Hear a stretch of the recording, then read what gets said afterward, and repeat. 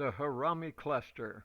Let's take a look at one of the previous Harami clusters on the QQ daily chart. We're going back in time to about December the 3rd. Notice this long red candle. It was a very negative day with a very long red mother body. The candle creation is the opening of the candle when it's red would be at the top. The length at which the price drop for the day would be the bottom of the wick, and the closing for the day would be the bottom of the candle body. Now notice that we're going to call that the mother candle. The next day is a Harami candle. That is a small body within the top and bottom of the mother body. We'll call, the reason is the Japanese years ago called that candle pattern a Harami, or mother with child. So we'll call this the mother, the red candle, and this green one her first baby in the pregnancy. Then she has a second one. So now we have two babies in and the mother candle. That's what's required for the Harami cluster, the mother and the two babies. It's a 3 candle or a 3-day pattern. So when we get the Harami cluster, that's a valid trading signal. We notice that price is below the trend line, but the candles are green. The second baby, which completes the Harami cluster, the second of the inside Harami candles, the second one is green. So our mind turns to possibly a buying opportunity. If this second candle, which completes the pattern, was red, we might think about buying a put. So with this candle being green, the thought process will go over and look at the out of the money NASDAQ put.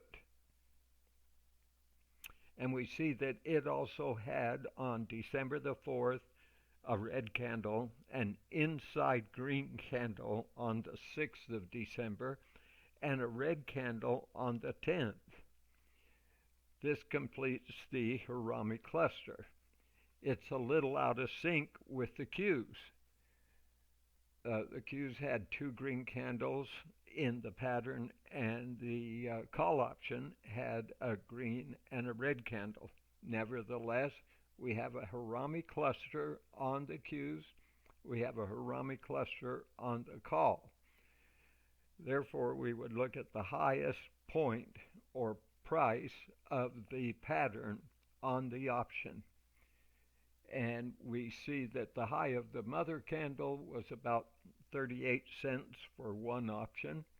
We see the high was 39 cents on the first inside body, and the high was 37 cents, or 38 cents, I should say, on the red candle of the pattern. So with the high being 39 cents, that is a price under $1 per option. Therefore, the filter, the thinking is that we will add 3 cents to the high of the highest price of the pattern. So the highest price is 39 cents. So we'll go to 40, 41, 42, and that calculates our entry price, should price ever go up there. So that evening, after the pattern is complete, we would go and right-click on the price, and that would open a menu, and we would say we would like to buy that at that price should price ever get up there in the next several days. And we would put that price in as a buy, stop, good till cancel at that price. We would read over the order and we would place that order.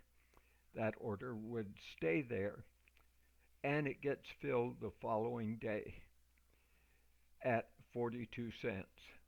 And notice as every day goes higher, the bottom of the daily candles are higher and higher and higher, allowing us to have a stop at 50% of our entry as a stop loss, a protective stop loss, and then after price moves higher, we can come up under, just under the close of each day.